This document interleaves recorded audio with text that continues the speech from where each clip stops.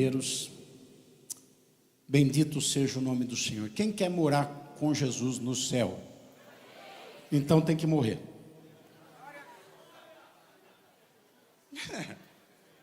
Ué, eu já sei que tem cabecinha pensando, não, arrebatamento. Isso é com Deus, não é com você. Deus é que sabe se vai ser no arrebatamento. Eu prefiro no arrebatamento, você também. Mas o caminho normal é morrer. E morrer é o fato mais razoável da vida. Nós, quando crescemos, quando nascemos, crescemos, nos tornamos jovens, nem sempre vamos realizar todos os sonhos que a gente tem. Pensamos em ser médico e acabamos virando pastor. Pensamos em ser engenheiro e depois não conseguimos fazer uma faculdade. Pensamos em morar em um determinado lugar e não conseguimos ir para lá. Mas uma coisa que é certa é que todos vão morrer. Fala para o seu irmão de uma forma enfática, você vai morrer, fala para ele. Não precisa ser hoje, não. É um fato da vida. É um fato da vida. E se as pessoas fossem um pouco mais atentas, estariam preparadas para esse fato, se programariam para ele. Se organizariam para esse momento. O que vai acontecer com todo mundo? Algum cantor do passado fez uma música que era mais ou menos assim: quando será o dia da minha sorte? Antes da minha morte, eu sei que esse dia vai chegar. Uma coisa é certa, se a sorte vai chegar, não sei, mas a morte vai. Então todo mundo vai morrer. Num dia qualquer de algum ano, dia 2 de finados, alguém vai estar lembrando de você. Dia 2 de novembro de algum ano, alguém vai estar lembrando de você. Alguém vai estar derramando alguma lágrima. Espero que ninguém esteja dizendo, graças a Deus, já se foi, todo o peso da minha alma já se foi. Mas o fato é que todos vão morrer. Nós não sabemos quando e não sabemos como será essa morte. Um acidente, uma parada cardíaca, uma morte natural. Não vamos acordar um dia que deitarmos e no dia seguinte não vamos levantar. Se vamos sofrer, se vamos ficar um mês no hospital internado, se não vamos. Não adianta ficar fazendo aí cruz credo. Nós não sabemos o que vai acontecer. Nós não sabemos se isso acontecerá quando tivermos uma idade avançada ou ainda, para aqueles que são mais novos, se ainda na juventude vai morrer. Estamos sujeitos à morte todos os dias. Todos os dias estamos vivendo o risco da morte. Todos nós. E a questão não é saber quando vai ser essa morte ou do que vamos morrer, mas a questão é saber se nós estamos preparados para esse dia, se estamos prontos para esse dia. Uma das coisas mais terríveis que existe é ter um desafio pela frente e não estar preparado para ele. Ir fazer uma prova, um vestibular e não se sentir preparado. Ir fazer uma entrevista de emprego e naquele dia não está bem e não se sente à vontade para preencher aqueles questionários ou para responder aquelas perguntas que vão ser feitas. Para um pregador como eu, é subir num púlpito e não se sentir preparado. Tem dia que a gente não está bem, com dor de cabeça, gripado e alguma coisa, e a gente não está bem emocionalmente, e é muito ruim subir num púlpito para pregar e não se sentir preparado. Mas todas essas coisas têm uma nova chance depois. Esse ano não conseguiu passar no vestibular, o ano que vem talvez consiga. A pregação não foi boa agora, talvez a próxima seja boa. O emprego não deu certo, mas vai ter outra porta, vai ter outra entrevista. Não conseguiu aqui, vai conseguir ali. Não deu para casar com essa pessoa, vai casar com aquela. Para a morte não. Aí não tem segunda chance. Hebreus 9:27 diz: ao homem cabe morrer uma vez e depois aguardar o juízo. Acabou, fechou. Não tem outra chance. Tem que estar preparado. É como a parábola das virgens que o noivo vem e 5 estão prontas, casam. 5 não estão prontas, não casam. Não adianta chorar, não adianta bater na porta, não adianta dar desculpa, não adianta pedir misericórdia, não adianta nada. Acabou. Não está pronto, não está preparado, acabou. Tem pessoas que vão carregando a vida, vão empurrando com a barriga, vão empurrando seus pecados com a barriga, vão empurrando a sua iniquidade com a barriga, e vão pensando, um dia eu acerto isso, um dia eu resolvo, um dia eu vou mudar, um dia eu... Mas quem garante que esse dia vai chegar? Qual é a garantia que vai ter essa oportunidade? Não adianta pôr na agenda, daqui 3 meses eu vou deixar de fazer aquilo errado, ou então eu vou começar a fazer aquilo que é certo. Não adianta pôr na agenda, amanhã eu vou, não, é hoje, porque ninguém sabe quando vai morrer, mas vai morrer uma hora. E todo mundo sabe, é chover no molhado dizer que gente nova morre, gente velha morre, gente sem saúde morre, gente com saúde morre, gente de qualquer classe social morre. Tem dinheiro, mas morre. Pode pagar os melhores médicos, mas morre. Pode ser médico, mas morre. Então, a morte é um fato. Dia 2 de novembro é um fato. É um fato que vai acompanhar e vai chegar para a vida de qualquer um. A questão é entender como é que nós estaremos no dia da nossa morte. Nós temos esse texto que serve de base de Mateus 27, 2 mortes, que representam 2 tipos de morte, que representam 2 situações de morte, 2 formas que sintetizam todo tipo de morte que as pessoas vão ter. Alguns vão morrer como Judas e outros vão morrer como Jesus. O capítulo 27, ele indica essas 2 mortes. Ele começa indicando a morte de Judas e ele termina, ou vai perto do seu final, indicando a morte de Jesus. Temos detalhes sobre como estava Judas quando morreu e como estava Jesus quando morreu. Nós temos um indicativo de como nós podemos estar, como Judas, ou como nós estaremos como Jesus. O certo é que todo mundo na face da terra vai morrer um dia e vai estar como Judas ou vai estar como Jesus. As 2 mortes de Mateus 27, elas indicam 2 únicos tipos de morte, quanto a como estaremos no dia da nossa morte. E é sobre isso que eu quero observar com vocês e aprender algumas coisas. Capítulo 27 de Mateus, versículo 1 e 2, dá uma introdução. Fala de um dia, ao romper o dia, versículo 1, todos os principais sacerdotes e os anciãos do povo entraram em conselho contra Jesus para o matarem. E o versículo 2 diz: e amarrando-o, levaram-no e o entregaram ao governador Pilatos. Aqui esses 2 versículos trazem um plano inicial para os 2 processos de morte que vão acontecer. Nós temos a morte de Judas logo em seguida. E existem pessoas que morrem como Judas, como traidores, como pessoas desprezíveis, como pessoas que estão marcadas por uma vida insignificante. Vamos ver sobre isso. Diz o texto no versículo 3 e no versículo 4 e 5, que indica a morte de Judas. Então Judas, que o traiu, vendo que Jesus havia sido condenado, tocado de remorso, devolveu as 30 moedas de prata aos principais sacerdotes e aos anciãos, dizendo: pequei, traindo sangue inocente. Eles, porém, responderam: que nos importa? Isso é com você. Então Judas, tirando as moedas de prata para dentro do templo, retirou-se e se enforcou. Aqui está um tipo de morte. O segundo tipo de morte, depois de uma sucessão de fatos em que Jesus é preso, ele passa pelo seu julgamento, ele é julgado, ele é condenado, ele tem um tempo de martírio, ele é humilhado, ele é desprezado, ele é levado à cruz. E diz no versículo 45 a 50, o segundo tipo de morte é a morte de Jesus. E existem pessoas que morrem como Jesus morreu. Eu quero salientar que não estou falando, uns morrem enforcados e outros morrem crucificados. Eu estou falando do estado em que a pessoa está quando ela morre.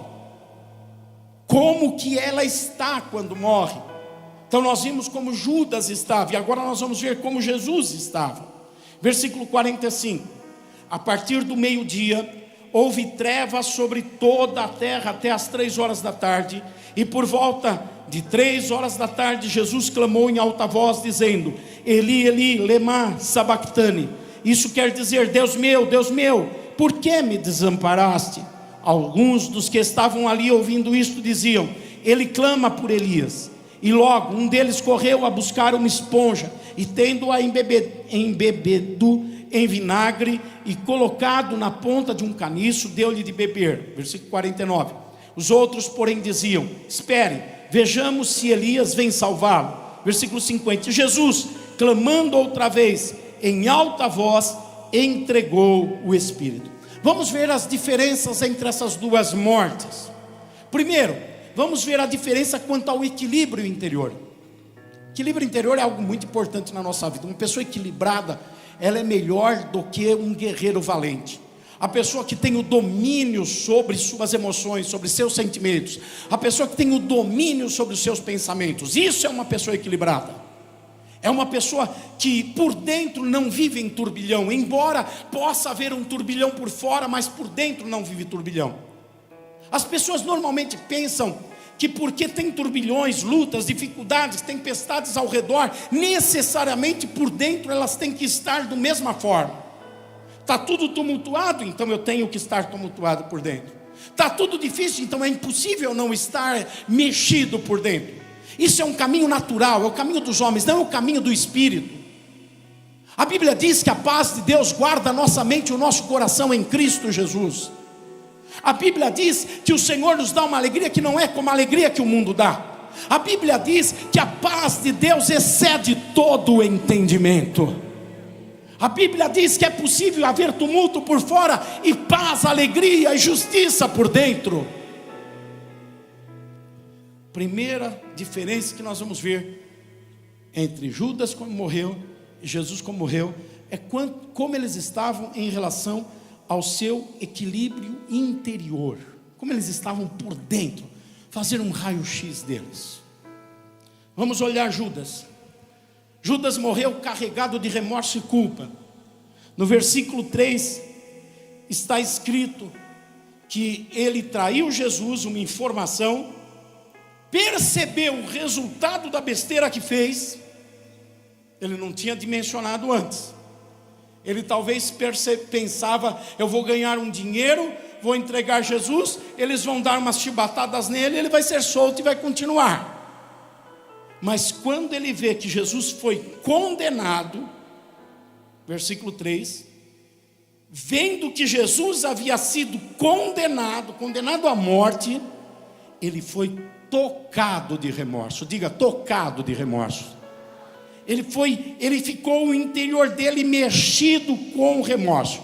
O dicionário de sil.com, ele define remorso da seguinte forma: arrependimento, sentimento de culpa, sensação de mal-estar, de angústia, que resulta de uma falha ou erro cometido contra alguém. Isso é o remorso. O remorso acompanha o arrependimento, mas não é o arrependimento. Sentimos remorso pelo mal que fazemos a pessoas e arrependimento pelo mal que fazemos a Deus. Aí está a diferença entre remorso simples e remorso que está acompanhando o arrependimento. Tem pessoas que têm remorso pelo mal que elas fazem para os outros ou para elas mesmas, mas não têm arrependimento. Elas têm essa angústia anterior, essa sensação de mal-estar, elas têm esse resultado da falha que eles tiveram, mexendo no seu interior, mas porque machucaram pessoas, ofenderam pessoas, prejudicaram pessoas, fizeram mal para a sociedade ou para o grupo a que pertence, seja família, seja igreja, seja uma ONG, fizeram mal para aquele grupo e tem um remorso interior, mas não tem o arrependimento. O arrependimento é quando percebemos que aquele mal que fizemos, embora tenha mexido e prejudicado pessoas ou situações, aquele mal que fizemos rompeu o nosso relacionamento com Deus, tirou a nossa intimidade com Deus. Judas está passando isso. Judas ficou 3 anos e meio junto com Jesus, e naquele momento ele teve um remorso pelo mal que ele fez a Jesus. Ele prejudicou alguém, ele foi tomado por uma angústia interior. O salmista Davi, ele pecou contra pessoas, ele teve remorso, mas o remorso dele acompanhava o arrependimento. Ele tinha um arrependimento e um remorso. Salmo 51, versículo 4, ele diz: pequei contra ti somente, e fiz o que é mal aos teus olhos, de maneira que serás tido por justo no teu falar e puro no teu julgar. Então o salmista Davi, quando pecou contra pessoas, teve remorso, mas ao mesmo tempo ele teve arrependimento, porque ele diz: eu pequei contra Deus, e tudo que Deus trouxer de punição na minha vida é justo, eu mereço, não vou me revoltar com o mal que vier sobre mim, por causa da minha culpa. Judas não teve arrependimento, ele teve remorso, ele morreu sendo um instrumento de Satanás. É assim que ele estava por dentro, sendo um instrumento maligno para semear morte. Ele semeou a morte de Jesus, mas aquilo que semeou ao outro, na verdade ele trouxe sobre si mesmo. Ele morreu semeando morte, ele foi um instrumento maligno. O ladrão veio para matar, roubar e destruir. O ladrão tipifica Satanás, que tem o mesmo objetivo de matar, de roubar, de destruir. E foi assim que Judas morreu, tomado de remorso, cheio de angústia, pelo mal que tinha feito, como um semeador de morte, que semeou morte em outros, mas trouxe morte para si mesmo. Por isso ele foi e se enforcou. Jesus não tinha remorso nem culpa. Quando ele está no Calvário, ele não tinha remorso e nem culpa. Vejam comigo, versículos 11 a 14 de Mateus 27. Ele não se justifica. Quando ele é levado a julgamento, diz que Jesus estava em pé diante do governador, e este o interrogou dizendo: você é o rei dos judeus? Jesus respondeu: o Senhor está dizendo isso. Sendo acusado pelos principais sacerdotes e pelos anciãos, Jesus nada respondeu. Então Pilatos perguntou: não está ouvindo quantas acusações fazem contra você? Mas Jesus não respondeu nenhuma palavra. E o governador ficou admirado. Espera aí, esse homem vai ser morto e ele não está preocupado em provar quem ele é. Você é o rei dos judeus? Você que está dizendo. Ele não está preocupado em se justificar. Ele não está preocupado em dizer: mas não é bem assim, ou eu tenho meus motivos, ou eu tenho minhas razões. Isso mostra uma pessoa segura dentro de si, que não tem remorso e não tem culpa, e por isso não está preocupado em se justificar. Ele não se justifica para si mesmo e nem para os outros. Ele está sendo condenado para ser tratado como um malfeitor, mas ele não está procurando dizer: eu sou uma pessoa boazinha. Ele não está interessado nisso. Ele sabe quem ele é, ele sabe o que ele fez, e ele sabe que ele não fez nada que tenha que se envergonhar. Então ele não traz nenhum remorso no seu interior. Ele não fez o mal para ninguém, ele não prejudicou o seu relacionamento com Deus, com o Pai. Completamente oposto a que Judas vivia. Ele não carregou culpa, a não ser a nossa culpa. Ele morreu carregando a nossa culpa sobre ele. O nosso pecado estava sobre ele.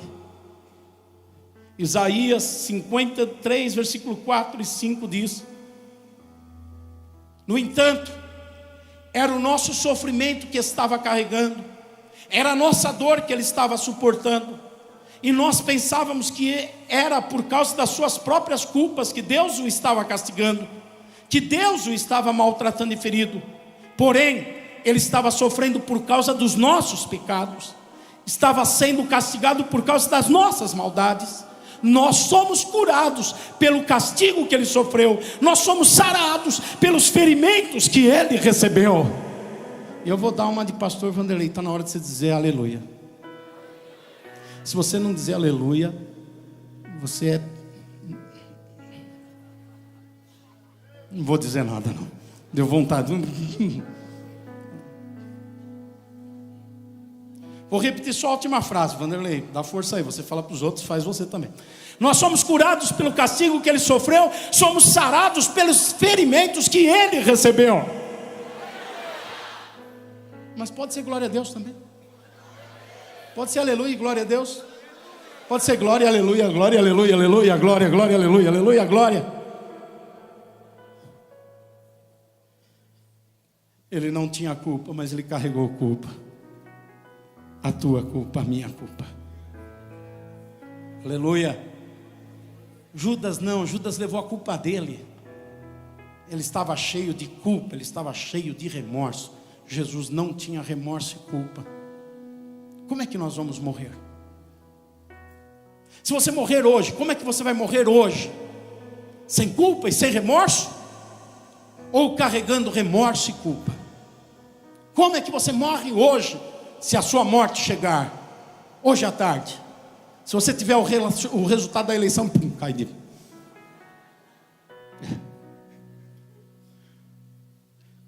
Está repreendido. Está me repreendendo ali, ó.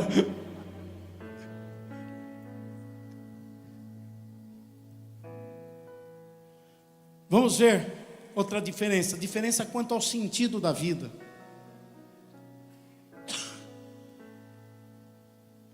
A diferença quanto ao sentido da vida. Judas morreu percebendo a inutilidade da sua vida. No versículo 3, diz que ele devolveu as moedas que ele recebeu.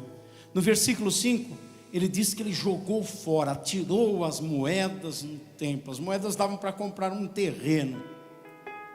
Ele pegou aquele valor de um terreno e jogou fora. Ele morreu percebendo como a sua vida tinha sido inútil. A Bíblia categoriza Judas como um homem apegado a bens materiais. Ele era tesoureiro do grupo, da equipe, e ele roubava da sacola das ofertas. Ele era desonesto. O caráter dele era marcado pelo apego às finanças, aos bens, ao dinheiro. E quando ele joga as moedas, é mais ou menos como dizendo: eu joguei a minha vida fora, eu vivi em função de dinheiro, eu criei inimizade por causa de dinheiro, eu traí o melhor amigo que eu tinha, aquele que me amou, por causa de dinheiro. Eu joguei fora o meu relacionamento com todos os outros discípulos, e vou marcar o meu nome na história como um traidor, alguém que foi vendido, que se vendeu por dinheiro. Ele viveu em função de dinheiro. E agora ele vai morrer, ele vai se enforcar, mas antes de se enforcar, ele passa uma mensagem ao mundo: eu joguei a minha vida fora. A minha vida foi inútil. Eu vivi correndo atrás do vento. Todas as decisões que eu tomei na vida, que ocuparam a minha mente, foi atrás da busca de bens. Neguei valores, desprezei a minha honra, desprezei o meu caráter, desprezei a minha imagem, a minha reputação, destruí aos olhos daqueles que estavam perto de mim, de Pedro, de Tomé, de João. Eu destruí a minha imagem, a minha reputação, por causa de dinheiro. Ele percebe: a minha vida não valeu nada, e por isso ele morreu sozinho. Sua morte não importou para ninguém. Conta o texto que quando ele foi tomado de remorso, versículo 3, tocado de remorso, ele devolveu as moedas aos principais sacerdotes e fez uma confissão para eles, e fez uma declaração para eles: pequei, traindo sangue inocente. Qual foi a resposta deles? Estou nem aí, isso é contigo, que nos importa, isso é com você, problema teu. Talvez ele queria naquele momento que alguém desse um abraço nele. Talvez ele estava esperando que alguém falasse: você errou, mas tem jeito, vem cá, vamos te ajudar. Talvez ele estava esperando que alguém falasse: não faça besteira, nós queremos ser com você. Ele queria alguém, não tinha ninguém. Não tinha ninguém para ajudá-lo, não tinha ninguém para abraçá-lo, porque a vida dele não era significativa para ninguém. A vida dele não importava para ninguém, porque ele não viveu em função de outras pessoas, ele viveu em função dele, das paixões dele, da avareza dele, do dinheiro dele, da cobiça dele. Ele viveu para si, e agora ele morre sozinho. É assim que ele está, não só se sentindo sozinho, mas sendo uma pessoa sozinha, não tinha ninguém para abraçá-lo. Quando ele diz eu pequei, não tem ninguém para chorar com ele. Ninguém se importou com a sua morte, porque a vida dele não marcou ninguém. E isso representa todas as pessoas que vivem em função desse mundo. Vivem em função de prazeres, vivem em função de curtição, vivem em função de dinheiro. Essas pessoas estão semeando uma morte para eles, na solidão, que não vai marcar ninguém. Que os únicos que vão chorar são os credores, que vão pensar, ele não vai me pagar nunca mais. Não terá ninguém se condoendo, não terá ninguém abraçando, não terá ninguém se importando. É assim que foi a morte de Judas. E Jesus teve uma vida significativa. Por isso a sua morte trouxe pesar, trouxe dor para muita gente. Versículo 55 diz que havia muitas mulheres que estavam ali aos pés da cruz.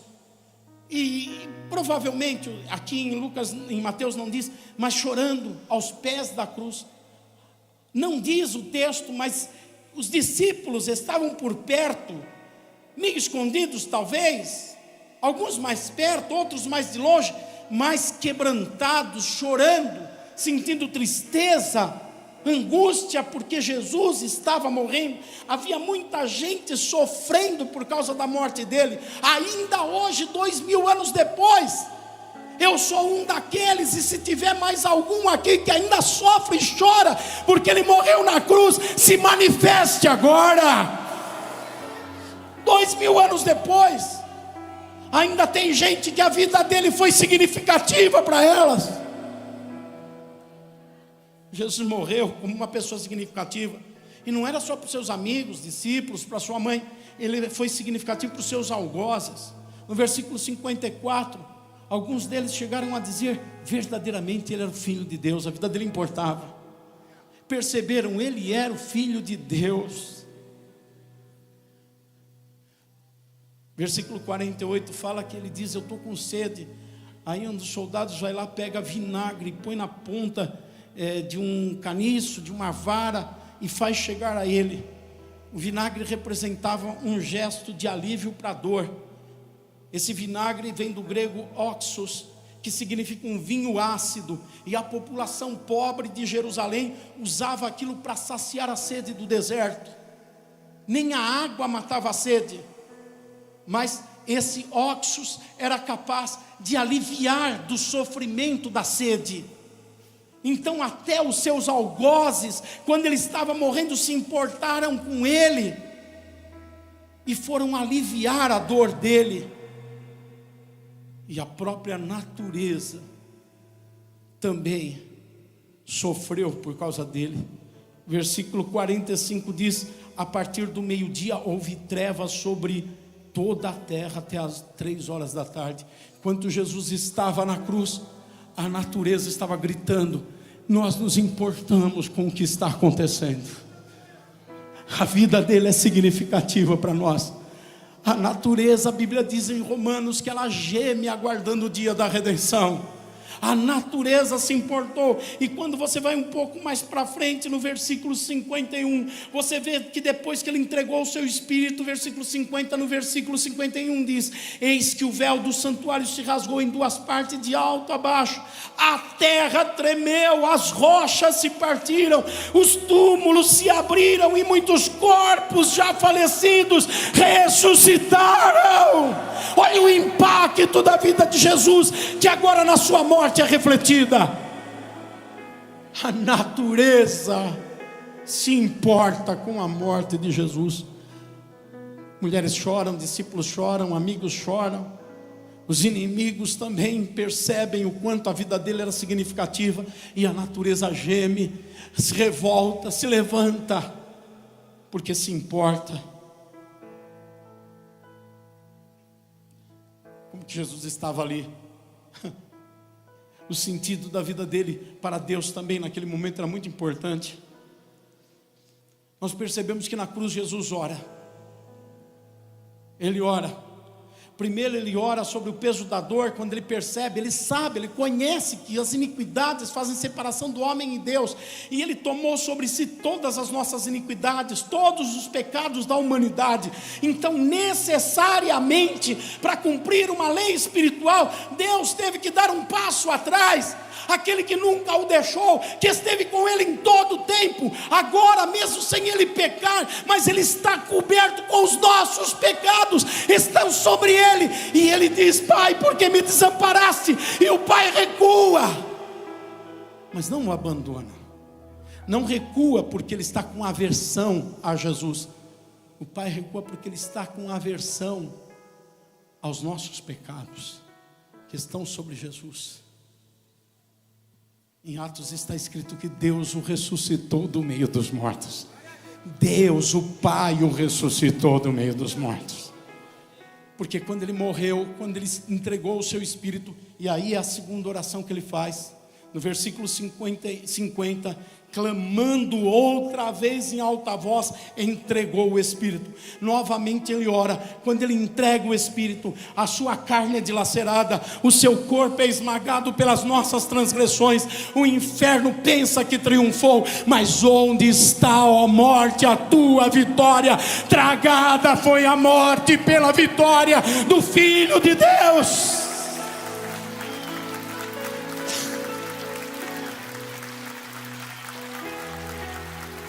Com toda essa situação, eu estou querendo apenas mostrar para vocês que Jesus estava em plena comunhão com Deus quando ele morre. Só ora quem está em comunhão, só ora da forma como ele orou. Está no martírio, está na maior das dores, está orando. Só quem tem comunhão com o Senhor faz isso. Enquanto Judas morre sozinho, Jesus morre acompanhado pela natureza, acompanhado pelas pessoas com quem ele viveu, acompanhado pelo Pai. Sabe por quê? O versículo 45 diz que quando Jesus foi para a cruz, toda a terra entrou em trevas. O único lugar que não tinha trevas era dentro dele. Judas tinha trevas no interior dele. Judas morreu cheio de trevas em si. Jesus morreu sem ter trevas no seu interior. O sentido da vida. E por fim, diferença quanto ao sentido da morte. Judas se matou para acabar com tudo, porque estava desesperado, tomado pelo remorso, pela culpa. Jesus entregou a sua vida para ressuscitar e tomá-la de volta depois. Mateus 27, versículo 5 diz: então Judas, atirando as moedas de prata para dentro do templo, retirou-se e se enforcou. Versículos 52 e 53 do mesmo texto diz: os túmulos se abriram e muitos corpos de santos já falecidos ressuscitaram, e saindo dos túmulos depois da ressurreição de Jesus, entraram na cidade santa e apareceram a muitos. Judas morreu para morrer, Jesus morreu para viver. Judas morreu para acabar, Jesus morreu para reiniciar. E agora reiniciar num novo corpo incorruptível, num corpo poderoso, que a sua ressurreição não ficou só para ele, assim como a sua vida influenciou e foi significativa para muita gente. Agora a sua morte também vai ser influenciadora e significativa para muita gente. Por isso, dos sepulcros muitos santos se levantam, são ressuscitados, andam pela cidade e anunciam boas novas. Por quê? Porque Jesus não se matou, ele se entregou. Em João 10:18 diz, ele diz: ninguém tira a minha vida, pelo contrário, eu espontaneamente a dou, porque tenho autoridade para entregá-la e também para reavê-la. E eu recebi isso como um mandado do meu Pai. Aleluia, aleluia.